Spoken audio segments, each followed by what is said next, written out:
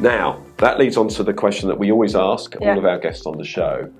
Where do you think HR will be in 2025? Most likely irritate a lot of people. Maybe not in the HR field, but I think a lot of CFOs and maybe CTOs, but I think HR or CHROs will actually be CEOs in the future. I think it's so close to the business right now, and I think it's all about building up the business. You can talk about culture. It's always going to be that. You're going to talk about people. Yes, that is within our field, but most other things are a commodity. The processes, the products. You might have a time span, right? You might have a monopoly, or you would have like a momentum where you come up with something. Then you will have the rest of the bunch catching up with you more or less, right? And you can have that first mover advantage for sure. But it will come down to, and even more so, and I think the pendulum is right now like, hey, we're going to work in all these remote spaces, and there's going to be co-working spaces, it's going to be collab. I think the pendulum goes back like, hey, it's going to even be more like an office because everything is moving so fast, everything is changing. We need that as human beings. Like, this is where my flock is, this is what we do together, this is how we build.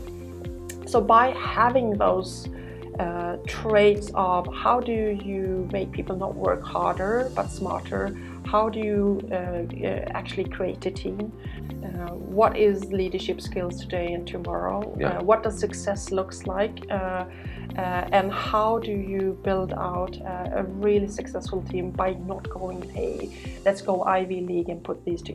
We have seen that no matter if you go into sports or you go into companies, it's something else.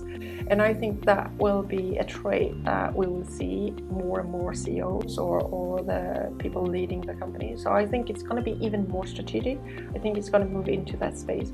I'm not sure if there is a lot of CHROs that wants to have that space, but I think they will be, if they not today, the right hand for the CEO, I think they will.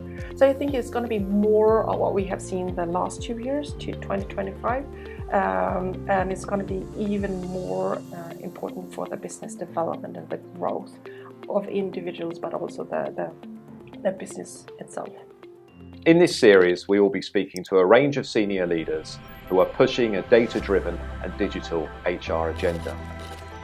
Make sure that you subscribe via your podcast app of choice and also via our YouTube channel for free and regular interviews with the digital HR leaders of the future.